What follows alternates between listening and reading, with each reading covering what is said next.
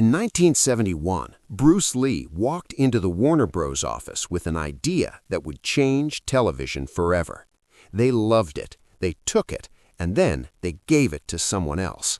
This is the story of the greatest theft in Hollywood history, and the man it happened to never stopped fighting. Bruce Lee was born on November 27, 1940, in San Francisco. His father, Lee Hoi-chun, was a celebrated Chinese opera singer who had brought his family to America while performing on tour. 3 months after Bruce was born, the family returned to Hong Kong, where Bruce would spend most of his childhood growing up in the crowded, electric streets of Kowloon. From the very beginning, Bruce Lee was caught between two worlds. His mother, Grace Ho, was of mixed Chinese and European descent, which made Bruce neither fully Chinese nor fully Western in the eyes of either culture. In Hong Kong, other kids noticed. In America, casting directors would notice too. That tension of belonging everywhere and nowhere at the same time would follow him for the rest of his life. In 1959, Bruce was scrappy, restless, and impossible to ignore. He won the Hong Kong Cha-Cha Dancing Championship in 1958. He got into street fights. He started training in Wing Chun Kung Fu under the legendary master Ip Man.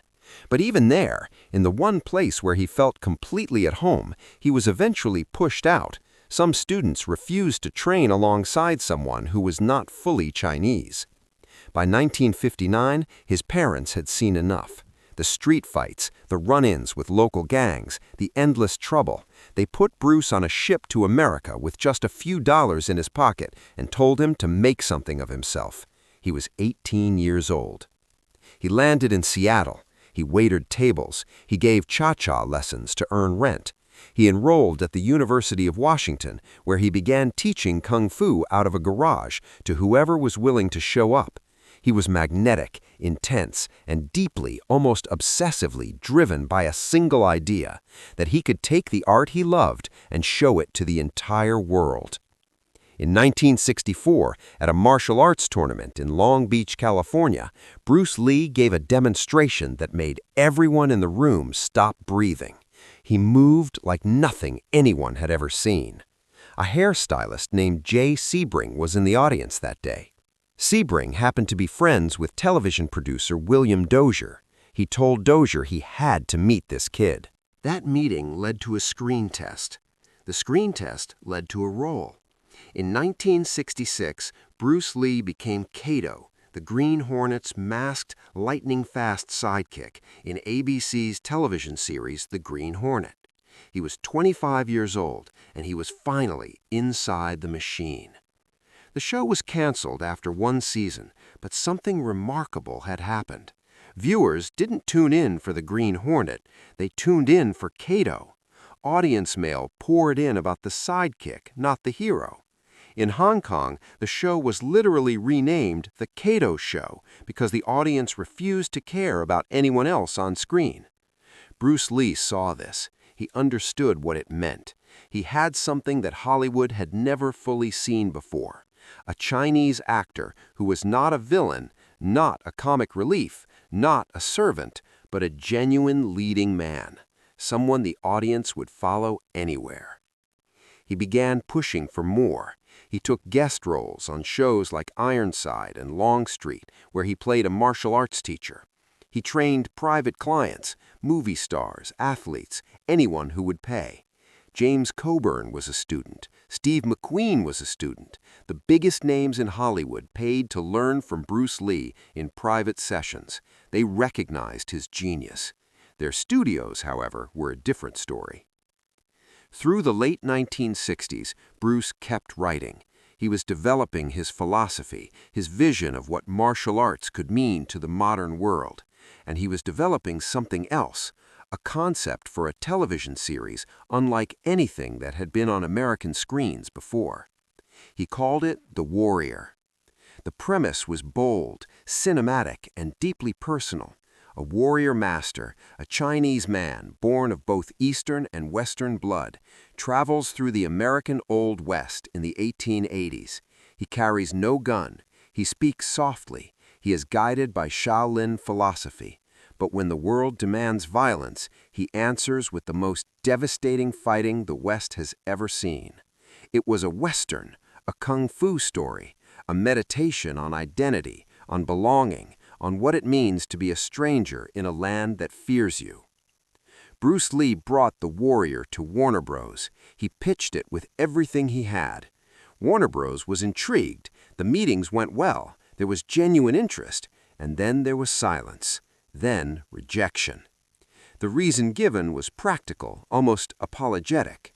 American audiences, the executives explained, were not ready for a Chinese leading man. It was too risky. The show might not sell in the South. The accent could be a problem. There were marketing concerns. Bruce Lee listened. He understood the business logic, even as it broke something in him. He said publicly that he didn't blame the studios, that he could see their perspective, that it was a financial calculation, not a personal attack. But privately, he knew exactly what it was. He had poured his entire vision into that pitch. He had offered them something extraordinary, and they had handed it back because of the face that came with it. He moved on. He went to Hong Kong in 1971, where Raymond Chow offered him a deal to make films with his company, Golden Harvest. The first film, The Big Boss, became the highest-grossing film in Hong Kong history.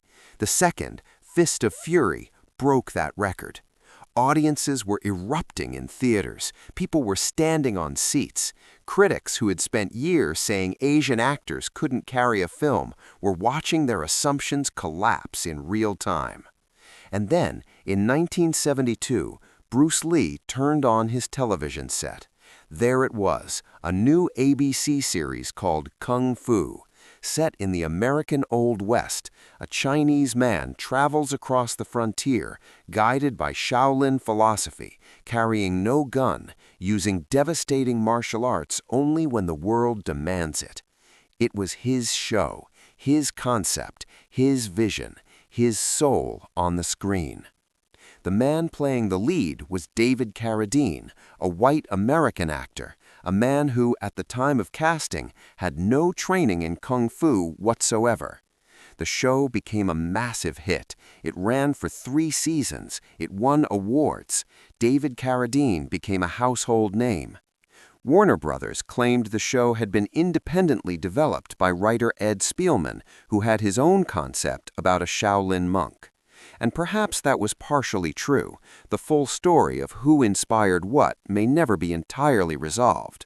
But Bruce Lee's widow, Linda Lee Cadwell, was unambiguous. She wrote that Warner Brothers had taken numerous ideas from Bruce's pitch for The Warrior and incorporated them into Kung Fu. Bruce himself, in a televised interview with Canadian journalist Pierre Berton in 1971, was asked directly whether his race had cost him the role. He looked into the camera and said, "Such a question has been raised. In fact, it is being discussed, and that is why The Warrior is probably not going to be on. Unfortunately, such a thing does exist in this world, where they think, business-wise, it's a risk." Years later, David Carradine himself acknowledged the truth. He said that Bruce Lee had almost certainly been cheated out of the role because of his race. But here is the thing about Bruce Lee. He did not collapse. He did not disappear. He did not spend years writing letters of grievance or making bitter statements to the press. He turned the rejection into a furnace. From Hong Kong, he negotiated a co-production deal with Warner Brothers themselves, the same studio that had rejected him, to make a film called Enter the Dragon. It would be the first Hollywood-produced film ever to star an Asian actor in the lead role.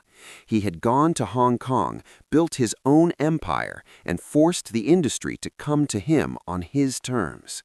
Filming wrapped in the spring of 1973, Bruce Lee was 32 years old, at the absolute peak of his abilities and his fame. Enter the Dragon was scheduled to release globally in August. The world was finally going to see Bruce Lee the way he had always imagined, as a genuine leading man in an American film for an American studio. On July 20th, 1973, Bruce Lee lay down for a nap at a friend's home in Hong Kong after complaining of a headache. He never woke up. The cause of death was cerebral edema, a swelling of the brain triggered by a reaction to medication. He was 32 years old. Enter the Dragon was released 6 days later. It became one of the most influential action films ever made. It has since grossed over $200 million. It changed cinema permanently. And the Kung Fu television series that had been built, in whole or in part, from Bruce Lee's vision, it ran successfully for years with a white lead, while Bruce Lee himself struggled for every inch of recognition Hollywood would give him. But something happened that the executives in those boardrooms never anticipated. The world remembered who Bruce Lee was. Not who played Kato, not who played the sidekick. The world remembered Bruce Lee, the man who moved like water and hit like a freight train, who wrote poetry in a back brace when doctors told him he'd never fight again, who trained the biggest stars in Hollywood while the studios refused to put his face on a poster. His daughter, Shannon Lee, went through his belongings decades after his death and found handwritten notes, drawings, a detailed vision for a story about a Chinese immigrant in the American West. She produced it as a television series called Warrior, which premiered in 2019, 48 years after her father first walked into Warner Brothers with the idea. Bruce Lee never got to see Kung Fu. He never got to see Enter the Dragon on a big screen. He never got to watch his daughter bring his dream to life. But he got something the studio executives never gave him permission to have. He became the most recognized martial artist in the history of the world. His face, his name, his philosophy, "Be water, my friend," outlasted every executive who ever told him no, every boardroom that calculated he was too much of a risk, every casting director who handed his role to someone else. They took his show. They gave it to someone who didn't know Kung Fu. And Bruce Lee became immortal anyway. If this story moved you, make sure to subscribe and leave a comment below. Have you ever had an idea taken from you? Let us know, and share this video with someone who needs to hear that the people who get rejected sometimes become the ones history remembers most.